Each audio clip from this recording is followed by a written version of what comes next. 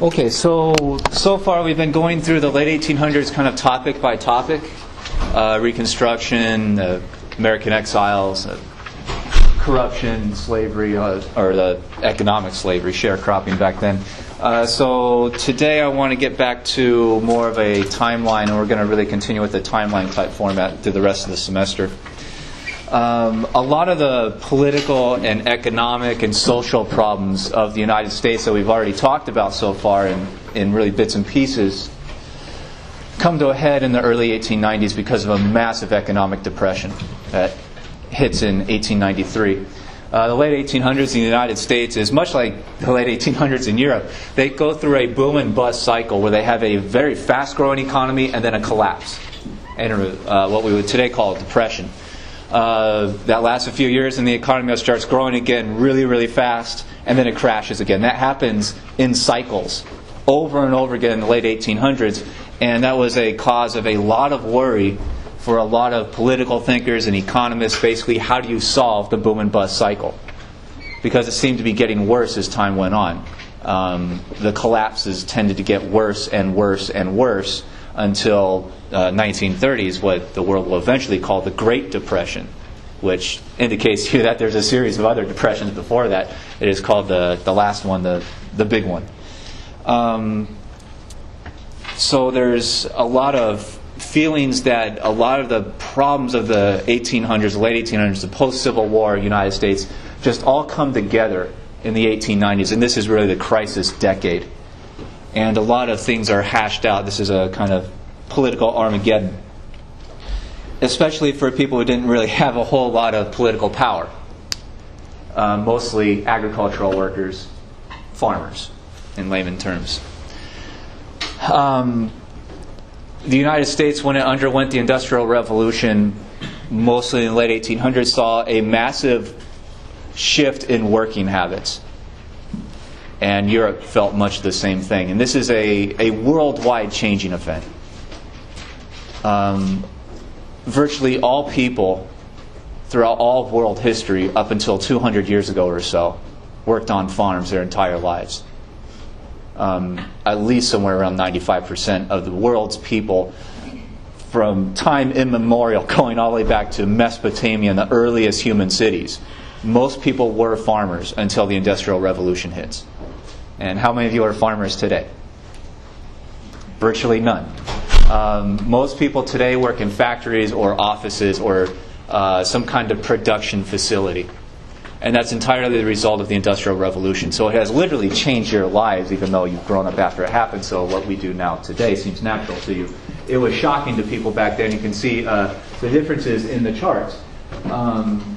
Just a breakdown of the labor force in the United States in the few years after the Civil War ended, so about 1870, farmers were still about half of American workers. And just 40 years later, that number gets cut down to farmers being less than a third, the agricultural sector of the economy. And today it's cut down even further. So the Industrial Revolution has impacted nearly all of us, especially those of us living out in large cities like Los Angeles. I mean, virtually none of us are farmers. We're part-time farmers if we enjoy it in our backyards. That's about the extent of it. Because farmers took such a hit and were replaced by industrial laborers, they also took a hit in voting. And they felt it.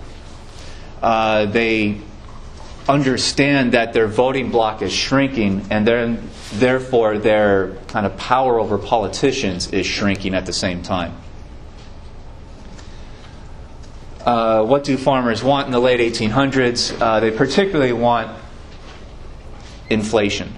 Inflationary, what historians and economists would call an inflationary monetary policy, which means print more money somehow.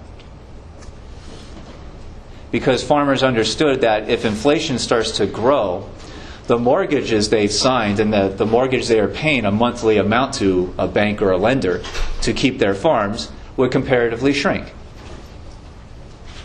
If you signed a mortgage 10 years ago to pay $800 a month to keep your farm, you are locked into that deal. for 30 years or 40 years, whatever the terms of the deal are. You will pay that $800 per month, no matter what the inflation rate is usually. And there's some kind of special deals with variable rate mortgages, especially today, that shift according to interest rates, basically, and inflation. But for the most part, you get these standard 30-year types of loans, and your mortgage payment is set in stone. So if 10 years ago, $800 a month was really right where you're breaking even at the end of the month, you can afford to keep your place, but you don't save that much money. Therefore, you're not getting rich off this work, and it's hard work if you've ever tried actually growing food out of the ground for yourself.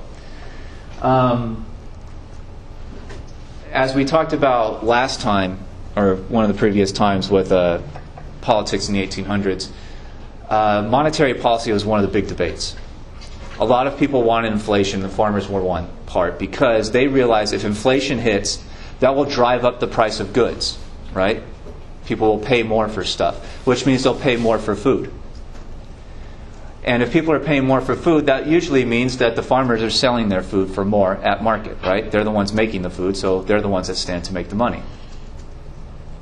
So if inflation hits and drives up the price of food, rather than just making $800 or $900 a month off of food, off of what they sell at market, maybe after inflation grows, they can make $1,500 a month or $2,000 a month. Does that make sense? But their mortgage stays the same because that's written in stone. That doesn't change. So if they get an inflationary policy, they can see their income going from just barely breaking even and keeping their farm to, if inflation grows, they can actually start saving money. So a lot of farmers and mortgage holders often actively want inflation. It's in their economic interest. Does that make sense?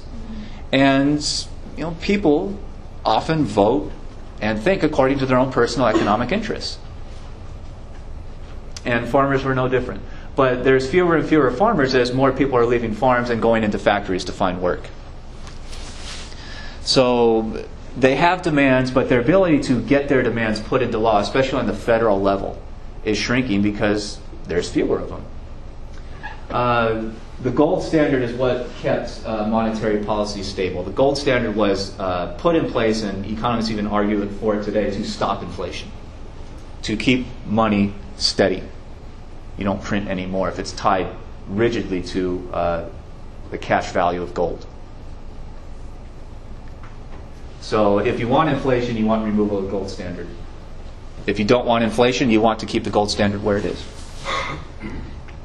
So they are very frustrated by their attempts to convince their politicians, their political leadership, say the president, Congress, to create inflation. But that's not the only source of their anger. They're much more angry at the railroads. Because a lot of these farmers are out in the Midwest, Kansas, Missouri, or in the South. They are not near the major population centers where they're selling their food, right? So if they grow a lot of food on their farm, they're not going to put it on a wagon and drive their food all the way to New York City. It takes too long. Food's going to go bad. They're going to lose money. So they put it on railroads. Railroads were not just built to move people around. These were freight railroads in a lot of ways. And the railroad owners, the corporate railroad owners, understood that the farmers needed them. So what do companies do when they know that you have to buy from them? They jack up the price as high as they think that the buyers can possibly tolerate. And that's what the railroads were doing. They were selling basically tonnage rates, the amount you had to pay to get a certain amount of your food in weight onto the train to get it moved to a population center to be sold. They jacked up the rates on the small-time farmers throughout the country. And the farmers said, well, if we have to pay these high rates, then we're going to go bankrupt. And a lot of them did. Because as the boom and bust cycle of the late 1800s goes, when the economy is growing, you can sell your food fairly easily and make profit. But when the price of food dips during a depression, or what we today call recessions, then you may go under. And that's the bare bones fact. So when the economy shrank, when there are bad economic times hitting, a lot of farmers lose their farms, a lot of people lose their houses. Similar story, right? Sound familiar to you guys? And a lot of farmers were angry because these railroads were not built by corporate investors. Who built the railroads? Who paid for the railroads to be built? Put it that way. Government. And where does that government money come from? Yeah, the people, who are now, in their eyes, being screwed by the railroad rates. So a lot of these farmers point at the railroads and say, these things were built by taxpayer funds, by our money. And then ownership of those railroads was given over to private companies. And those private companies are now screwing basically the whole population to make money for themselves. And these railroad corporations were really the first very powerful corporations in U.S. history. They were monopolistic.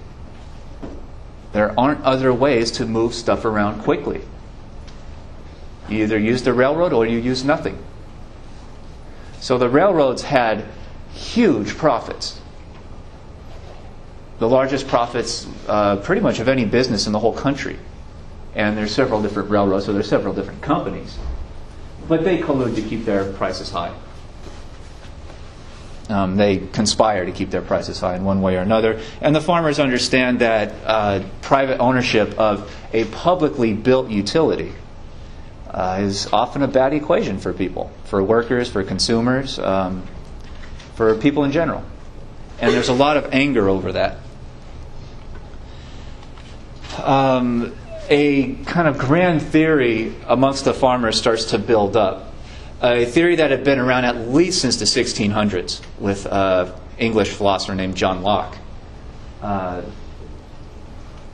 theory in the 1800s becomes known as producerism, which is basically the idea that the people who grow the food are the ones putting in the most work. They're the ones out there putting their blood, sweat, and tears into the soil to grow the food that feeds society. So those people should be the one that profit off the sale of food. Not railroads, not supermarket kinds of chains or anything like that. They're just the middlemen. They're just moving stuff around. So the people buying food and buying farming products are being hurt by high prices when they go to whatever kinds of grocery stores or town stores they had in the area. They're paying high prices to middlemen who simply take the food from the farmers and give it to the markets. So the people buying the food in the end and the people making the food in the beginning are both being hurt by this. And a kind of grand theory of labor develops.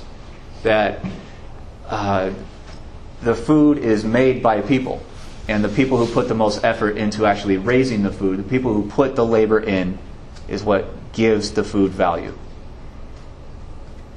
And that was argued even by 1600s philosophers who said that in a perfect world we would all just walk out to the apple orchards and pick an apple and eat it, and everyone would have food. The real world doesn't work like that, though, right? There's individual property ownership and all that. And what happens if one person has a whole apple orchard to themselves? They can't farm at all. So they have to hire people to go out there and raise the food, and therefore the theory is that the people working with it make the value of it. And the person who may own thousands and thousands of acres, they shouldn't have the ability to starve the workers, basically. So this idea rises up called producerism, and obviously it's a pro-farmer type of theory, because this would, if it went into effect, the farmers would be making the most profit off of the sale of food in society. So this is a kind of also rebellious type of theory. They want to change the system that exists, the system that they work within. One by one, this movement starts up in Texas called a Grange movement. The Grange is a kind of union of farmers. Farmers out in the countryside who get together and say, we all know that we're being screwed by high railroad rates, by middlemen, grocers. So the best way to fight against the railroad in particular is to bring all the farmers of a certain area together and basically agree to negotiate as a group for rates. Because if one farmer goes to the railroad and says, "I'd like a lower rate, please," the railroad won't listen to that one farmer, right? Because the railroad can tell that one guy, "Well, if you don't want to put your stuff on my train, I guess that's it for you. I still have a whole lot of other farmers coming to me with that demand."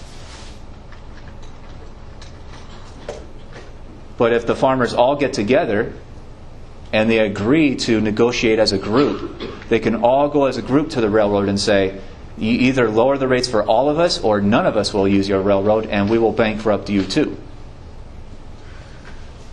So this is a kind of negotiating tactic that you often see with union movements. This is what we call collective bargaining, usually amongst workers with employers. Does that make sense? Have you guys ever gone to your boss and asked for a raise just all by yourself? No? Turn out well? You just lied to me. And that's what a lot of employers will do. They will do anything to not have to pay that extra money, right? But if all the workers of a building, or of a floor in an office building, or of a certain store in a chain or something like that, go to management and say, "We all want a small raise," or you have to shut down the store, then the owners have to make a big decision. You know, you take your risks, but there's a lot more power in what we call collective negotiation. And that's why unions tend to be pretty good tactics for average workers. But this is a kind of farmer union cooperative movement that starts in Texas. When they join this group, they have to pay 5 cents in membership or something like that. So the group starts building up a small kind of pot of money to do battle against the railroad. And overwhelmingly, their demands are lower railroad rates. They develop what become known as grain elevators to move their food around a little bit faster. They do that as a group. They start demanding laws being passed in their own counties and states that become known as Granger laws. So they basically go to the Republican and Democratic politicians, those major parties, and say, if you don't pass laws that force railroads to lower rates for us, then we're going to vote you out of office. And we'll put one of our own people in that will put those laws in place. So this grows out of from at first an economic movement and starts quickly transitioning into politics. They are successful in some states. They do get some of these laws passed, specifically with railroad rates again, to lower them, to create what they call a price ceiling, which means the rates can't go above a certain limit. So state by state, especially in the South and what we would today call the Midwest, the Granger movement is fairly powerful. It grows from about the mid-1870s going into the 1880s.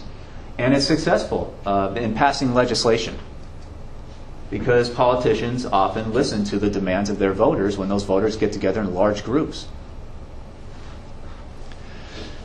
But they're still relying on the Republican and Democratic Party to do these kinds of things. And eventually they will get the feeling that nationally the Republican and Democratic parties just aren't interested in listening to them. So they will start doing other things eventually. So over time, though, they start getting some laws passed, but it's not enough for them. They want to move on to the next step. And a lot of these farmers and family-owned types companies were very proud of being involved in the Grange movement. And you can see on this company, this is apparently a brewery making whiskey, Grange Distillery. So they advertise it. This is the kind of Made in USA statement of back then. This is telling the people at the market, buy this product because this is supported by the farmers' movement. Don't buy from that other company, because if they're not a part of the Grange, you're just kind of cutting your own throat economically in the long term. So we see a lot of these statements, especially right now with the conventions and the elections going. The Made in USA slogan is going to come back in a big, big way. But because they didn't have the kind of outsourcing like we have today, this is their big statement of economic independence. And they use it in advertising. Another one grows up called the Farmers Alliance. It's also another cooperative with very nearly the same demands. Lower railroad rates, create kind of cooperative for farmers to purchase, especially seed in bulk, farming tools in bulk from manufacturing companies, so that they can basically like the Costco method. If you buy 1,000 rakes, you can negotiate a much lower price for each individual rake than 1,000 farmers going in by themselves and buying something. So this is basic kind of bulk purchase theory. But a lot of the large businesses that sold things to farmers and also the railroads understood that if they continue giving in to the Granger demands and these cooperative demands, that the farmers will win out in the end. So by about the mid-1880s, the individually manufacturing businesses and railroads start taking a hard stand against these movements. And they start trying to break the farmers' cooperatives. And it's almost always economic. When the Grange negotiators go to a railroad, the railroad will say absolutely not. Because remember, the railroad is a national company. It can afford to lose money in one city or one county and still survive. So this becomes a kind of economic warfare. Who will break first? The farmers or the owners? The big kind of industrial owners. And time again, the farmers gave in first because they didn't have enough money saved to withstand a long type of strike or a long work stoppage or a shutdown or whatever you want to call it. So time after time, especially by the late 1880s, the owners are winning because they have more money saved to withstand the storm. So questions about any of that so far? Nope. Perfect clarity.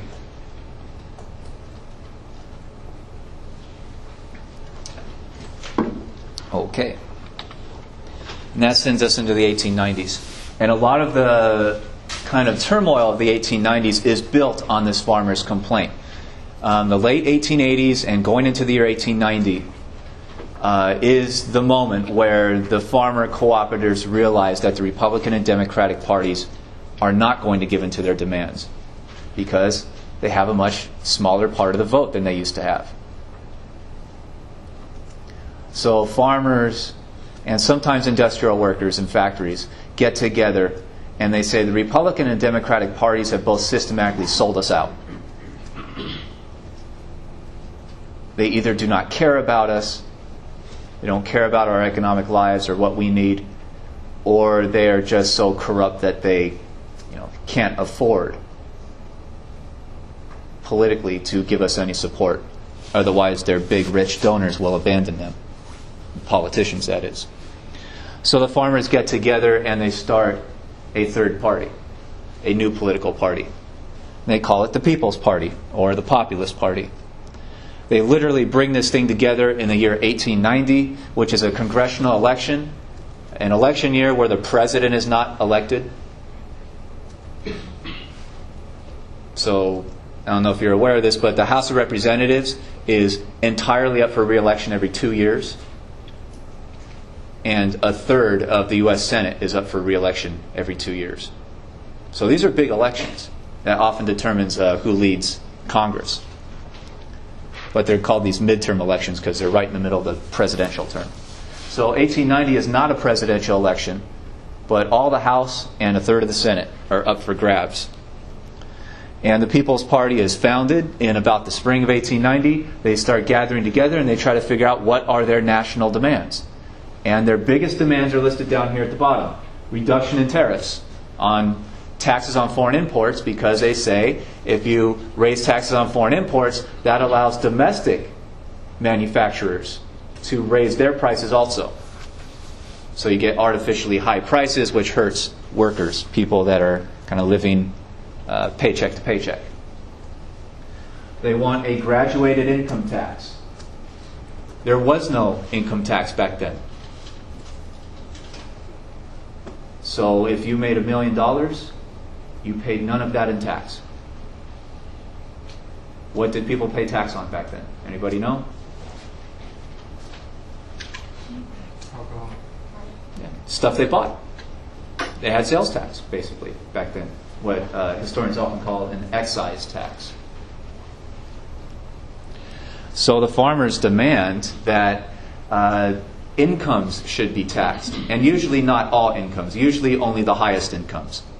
If you're making over $10 million a year, you should pay like 3% in income tax. Give more money to the government to build up communication systems or build more railroads or something like that. So they want that's why it's called graduated income tax. Basically, if you looked at the tax rates, the poor people, the farmers, and pretty much up until the lower upper class, they would pay 0%. And when you get into the really rich elite, they would pay maybe up to 5%. So the income tax started very, very small. But that's one of their major demands. Public ownership of railroads. They say, obviously, the public paid for these things to be built, so why do we hand it over to private companies to be run for profit? Why can't the government just run railroads? And therefore, give farmers and people who want to travel much lower rates because they'll be funded by taxpayers. And make it more fair. They say that the whole problem with the railroads is that they're run for profit. Of course, companies that run for profit will jack up the rates or the prices as high as they can to make more money. Public ownership of the telephone and telegraph systems. Telegraph is like the kind of Morse code system before telephones, right?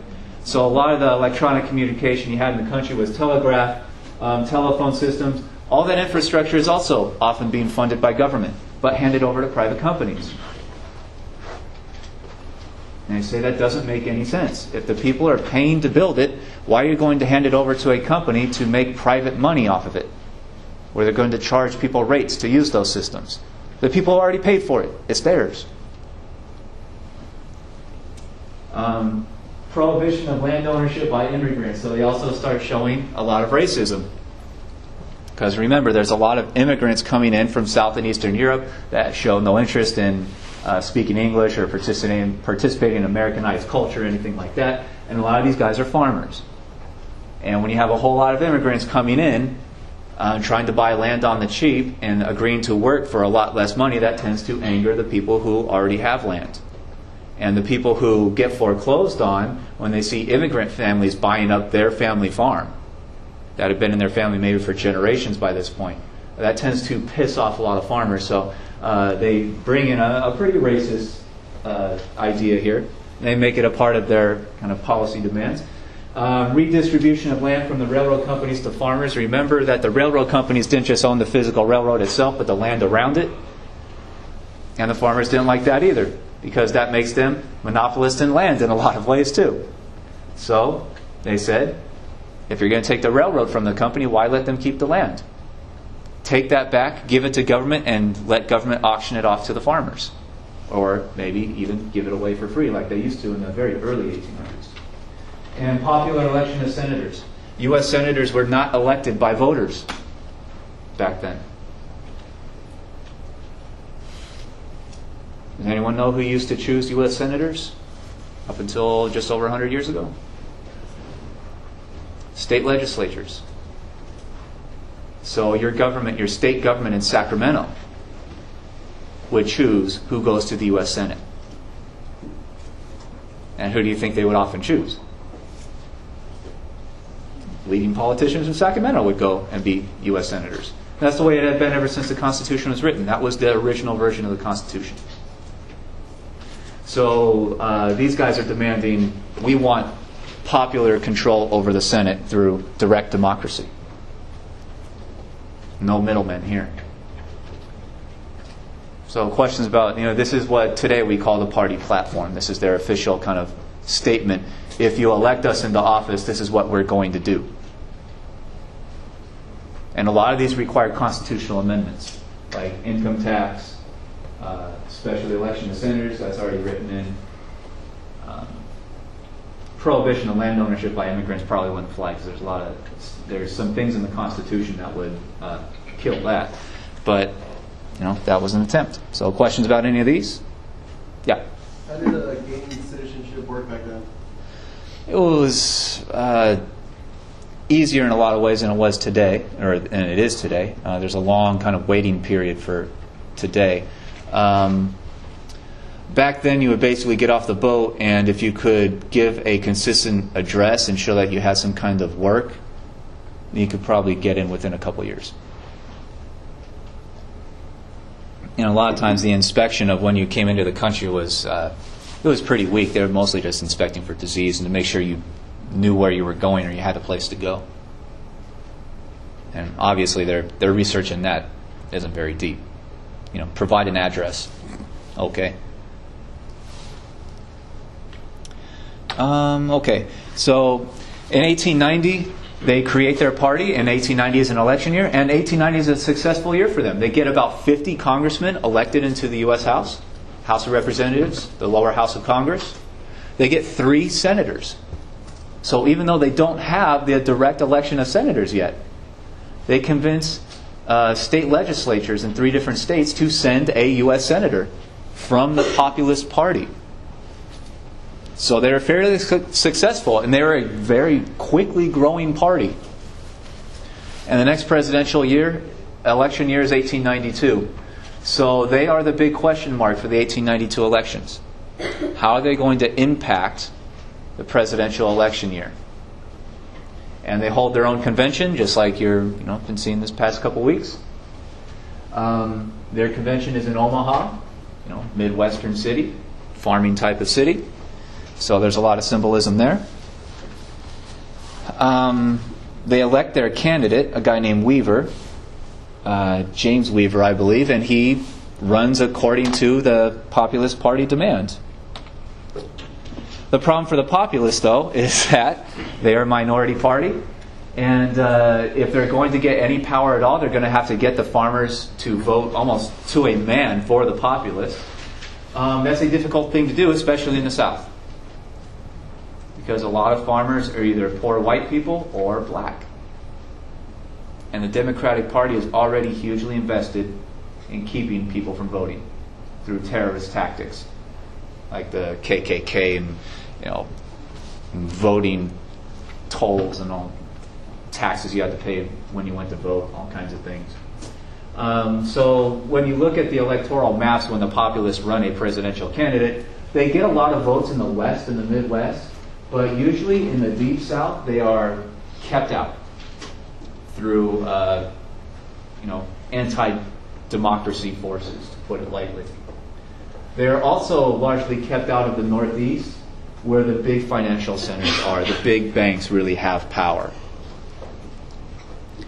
And they use their financial power to really overwhelm populist candidates. So in the 1890s, you're really starting to see the rise of money on the national level to kill off a third party.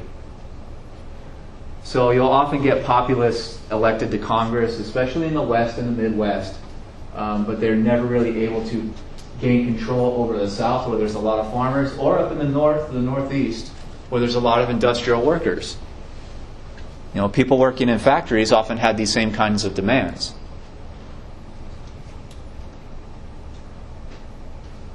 So the Populist Party will die off by the early 1900s, but those demands that they made will last a long time, and a lot of them will go into effect, even changing the Constitution in several important ways. So remember those demands as we go forward. But the 1892 election, you can also see, is split. The Democratic Party candidate, he had already been president before and got knocked out of office by a Republican named Benjamin Harrison. So the Democratic candidate in 92 had already served a term as president, and he comes back in 92 to run for a second term. So he was elected first in 84. He was knocked out in 88, and he runs for a re-election. So you basically have a rematch of the 1888 election between Cleveland and Harrison. And the guy named Grover Cleveland wins, so he will be inaugurated President of the United States for a second term in 1893. So here's his 2 terms down here. 85 to 89, he gets knocked out of office in the election of 88, so you get Harrison in between. Then Cleveland's second term, 93 to 97. And Cleveland is a big believer in what we call laissez-faire government policy, which means, literally, it's a kind of translation of a French term, which means allow things to happen. And the government theory is government should get out of the way of the economy, let the economy grow, let businesses do what they will to make profit, because the more profit businesses make, the more people they will hire. So you'll get a lot of people working, a lot of people buying, and the economy will grow further and further. It's called laissez-faire economics. And you can see this in his inaugural address, which is also, I believe, one of the optional readings. He makes a lot of promises, but there's an important statement in there where he says that the people's duty is to support the government, to support their elected leaders. But the opposite is not true. He says it is not the government's duty to support the people, which means when a crisis hits, his view of government is that government should not move in to help people. And this is before Social Security or welfare reform or anything like that. Those are all distant future systems.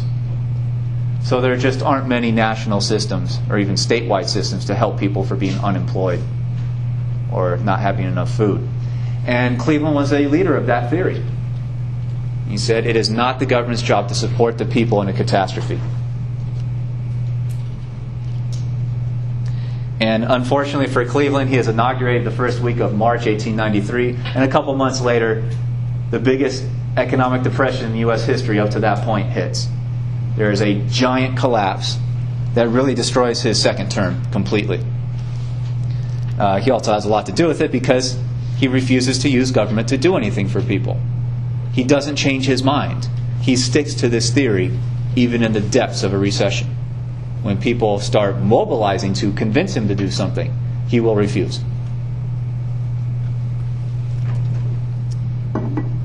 So, questions about Cleveland at all? No. So he's a kind of hardline ideology here.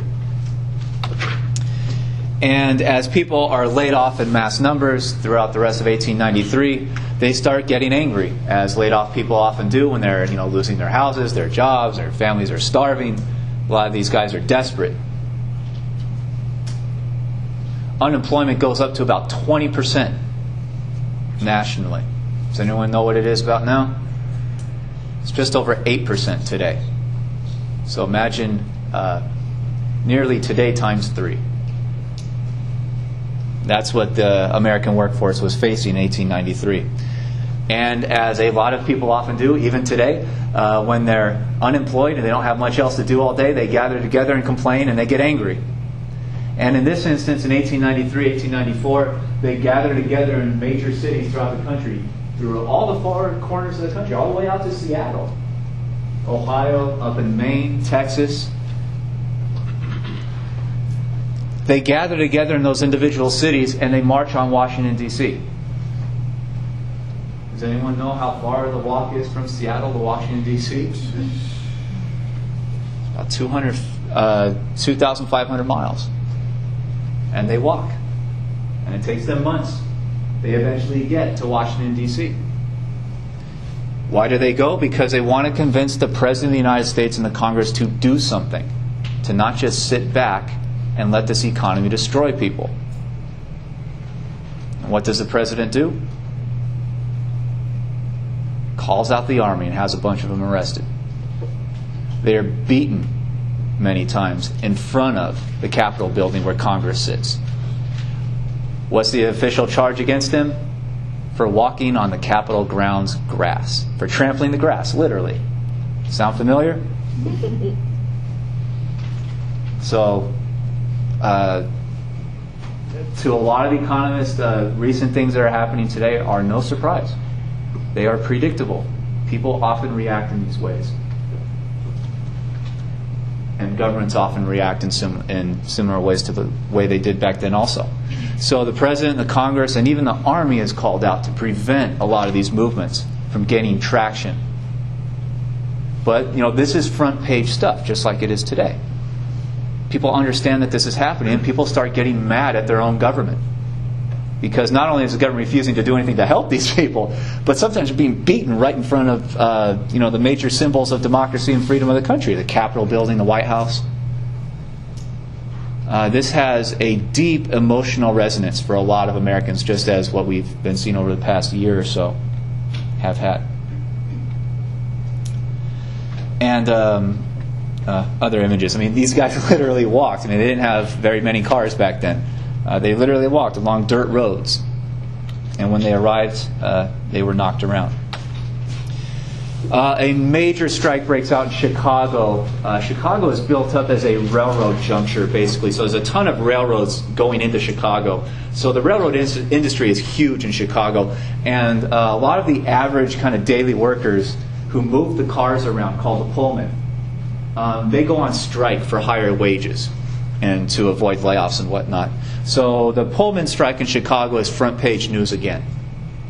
This is another major challenge to government. Will government step in and support these workers? Not under Cleveland. Cleveland, again, sends in the army to break the strike. The strikers sue. Lawsuits go all the way to the Supreme Court. Workers demanding the right to unionize. And the Supreme Court, in several famous, powerful decisions, say that the government has the power to break these strikes when they are dangerous to the industrial capacity of the nation. Basically, if these strikes threaten the ability to make the things that society depends on, then the government has the right to go in and break the strike and force work to continue.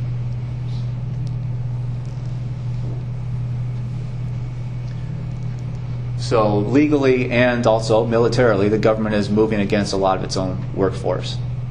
And the Chicago strike, the Pullman strike, is very, very famous. There's several other strikes throughout the country, but this is the big one that turned violent also. Cleveland publicly said that the depression that existed in his term was the result of inflationary tactics. He was a gold standard guy. And he said that an inflationary law called the Silver Purchase Act that tried to get inflation going had caused a big financial collapse, the big economic collapse of '93. So he says that the solution to that is to create a stable currency and go back to the gold standard. Problem is that usually if you want to grow the economy, you start printing more money. So the best way for the government to get more gold is to borrow it. So Cleveland actively uses his administration to go to the wealthiest corporate owners and the richest guys in the country to ask them to lend money to the U.S. government. Actively. He has private meetings with corporate leaders asking them to please lend money to the U.S. government so the U.S. government can have money to spend in certain ways to try to solve the calamity. Are these guys going to lend money to the government for free? Of course not. They're going to attach interest rates to it, which means they're going to make profit back in the end when those loans are paid off. When the government repays its creditors, they're going to pay it back with interest. So a lot of voters look at Cleveland and say, not only is he refusing to support the average worker, he won't even listen to their demands, and now he's going to use the Depression as an excuse to give interest payments to people who are already rich. He's basically going to be taking taxpayer money and giving it to people that are already so wealthy that they're not even being hurt by the Depression anyway. And this looks inherently unfair. So Cleveland is a despised politician in his second term. He is hated so much to the point where he cannot run for another term. It is impossible for him. And the Democratic Party runs from him in the election of 1896. The Democratic Party literally abandons its own sitting president in 1896. Does that sound familiar to you at all? In 2008, what president couldn't even show up to his own party's convention? The sitting president at the time did not show up to his own party's convention in 2008. That's the first time that has happened in a long time. And that shows you again, also in 2008, how many Republicans were running from that president, distancing themselves as much as they possibly could, because they knew how much that leader was unpopular and viewed as inept. So the Democrats have a giant problem on their hands. How do they get away from Cleveland's image to become popular enough again in '96 to get elected into office? It's not going to work out well for them. The Republicans also have a choice to make. They're going to nominate someone who advertised himself really on being an expert on the tariff.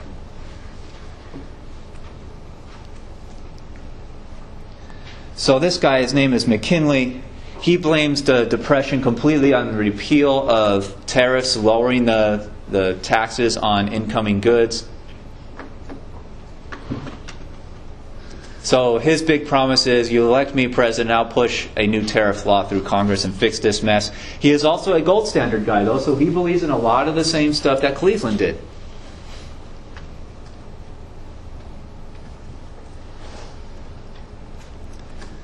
And his slogan is the full dinner pail. He basically promises American families, you put me in office, I will grow the economy to the point where unemployment will get knocked out, companies will be hiring again, everyone will have a job, and you will be able to feed your family.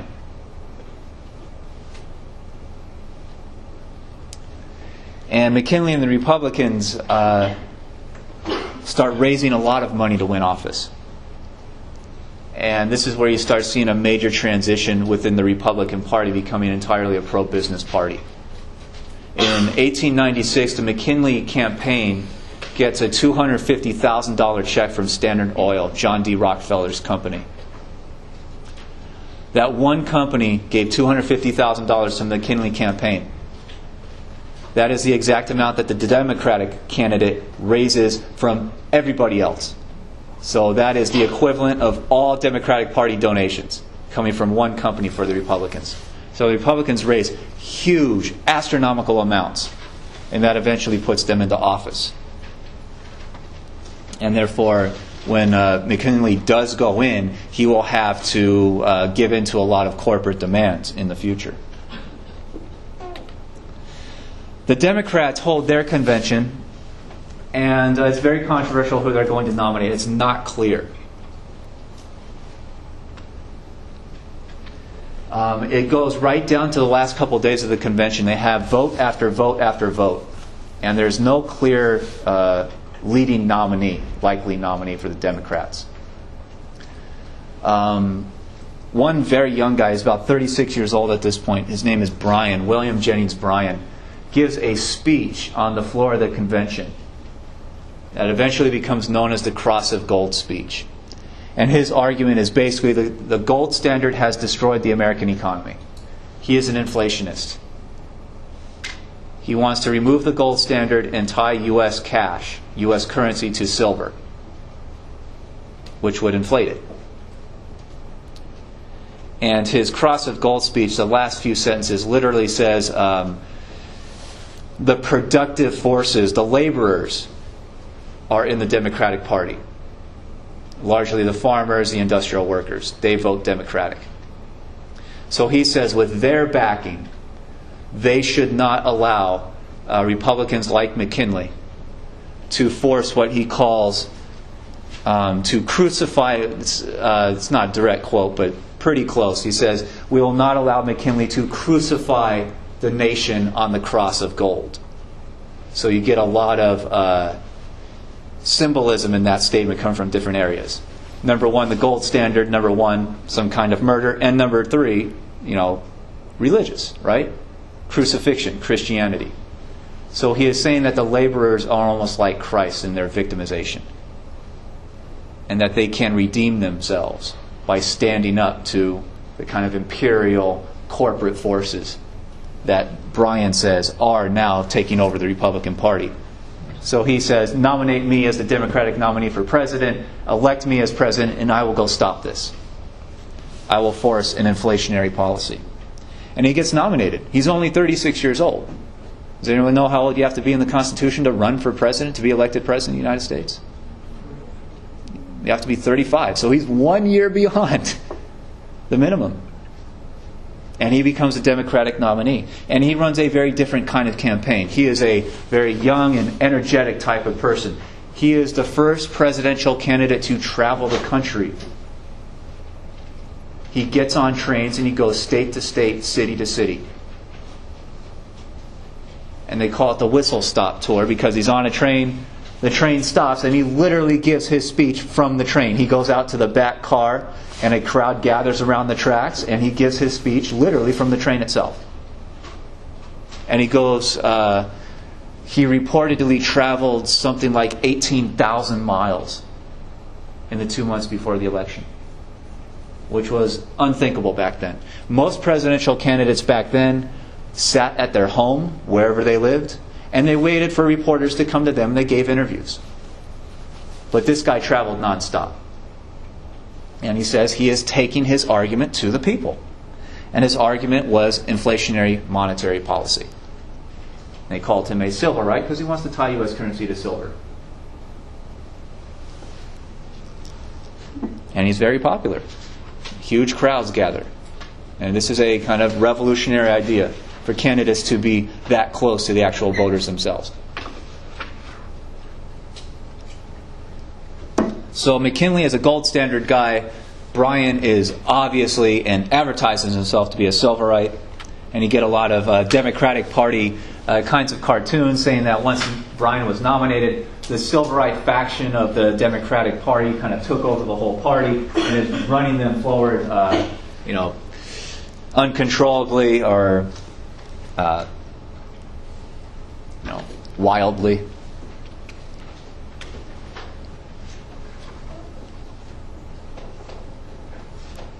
And possibly to their destruction.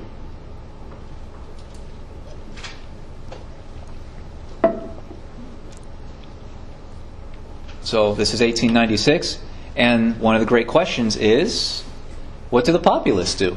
Their party is still around. They're going to nominate a presidential candidate. They have a big decision to make. Remember, the populists are largely silverites also. So they could join forces with the Democrats under Bryan and try to get enough of a vote to get Bryan into office. And Bryan advertises himself also to be a populist in a lot of ways. He supports a lot of their ideas. So the Populist Party, their party convention has a big decision to make. Do they want to nominate Bryan on the populist ticket also?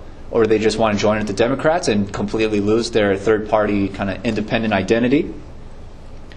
Or do they want to nominate someone else and keep their independence, but risk splitting the populist vote throughout the country?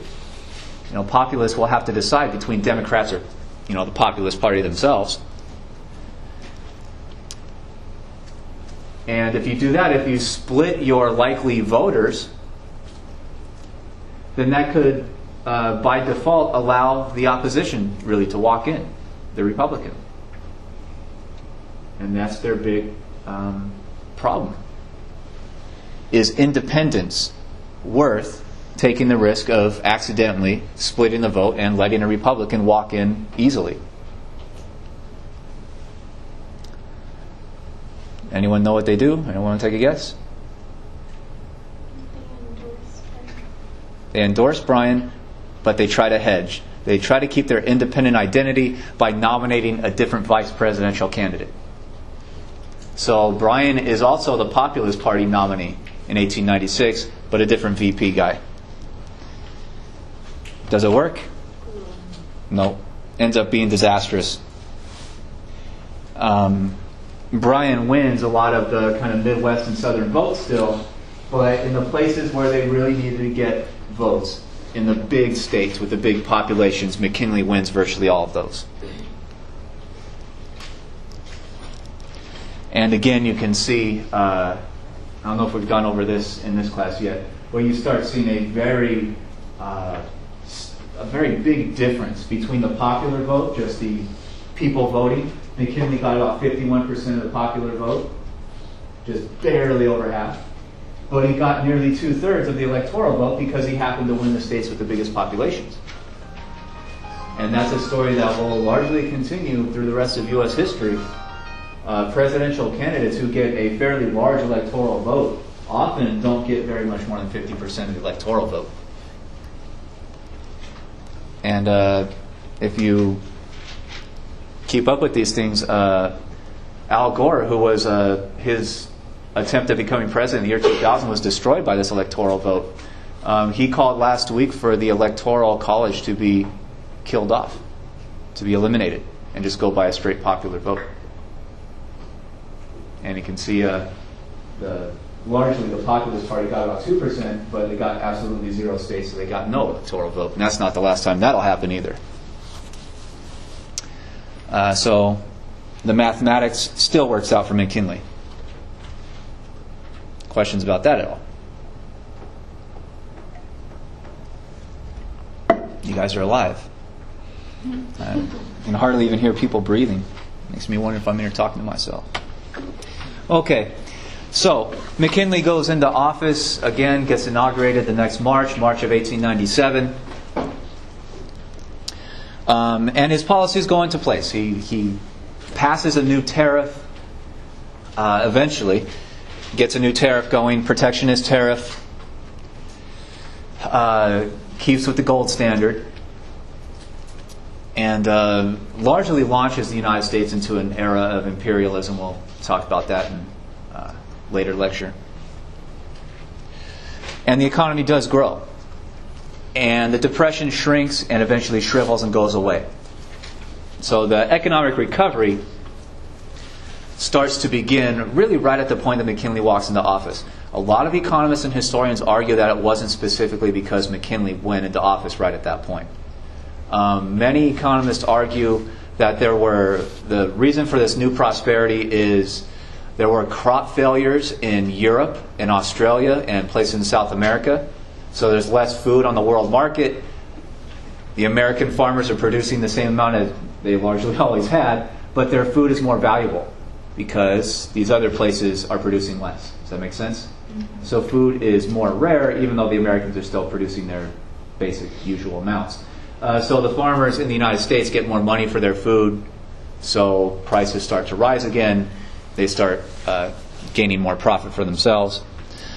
And also, new areas are discovered for gold, specifically around South Africa, Alaska.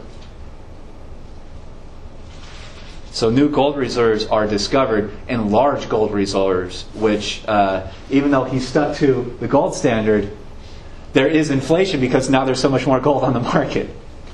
And some economists estimate that there's so much gold discovered that the inflation that occurred with the gold standard under McKinley would have been far more than even Bryan argued for with his civil rights policy in the same election. Does that make sense?